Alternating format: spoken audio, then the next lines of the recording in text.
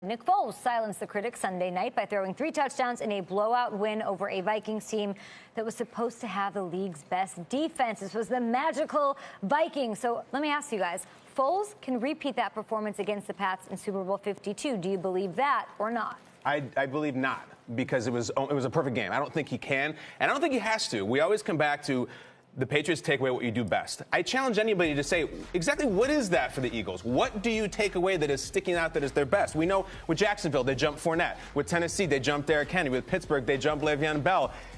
Philadelphia, it kind of keeps you guessing. They're extremely balanced. So I don't think Nick Foles can do that because it was a Rembrandt, it was perfect. But I don't think he has to either. I think they can win this game without him playing that well. He was flawless Sunday night, but I think he can replicate it because of the coaching staff and what they draw up for him. They work to his strengths. If you look at what they do, what their game plan was against Atlanta was completely different to what their game plan was against Minnesota. It was all that RPO, short 8-yard outs. They went deep right away, and they went deep often. They threw a flea flicker.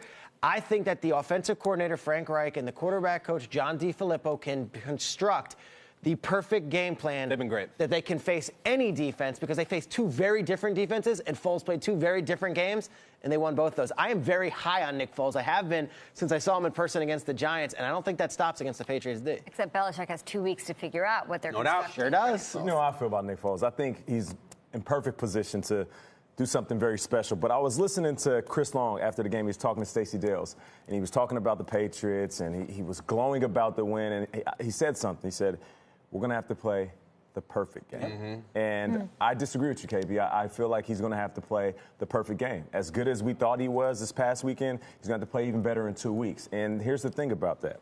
In the biggest moment of his career, last weekend, he stepped up big and had the big-time game. I heard it all the time since I was a rookie. They said big-time players make big-time plays in big-time games. Nothing bigger than this stage right here in Super Bowl. He plays a perfect game. That defense is flying around. We're crowning the underdogs Super Bowl champs. He's going to dance the Black Swan twice. Perfect. Right? That ain't easy, It's hard man. to do, baby.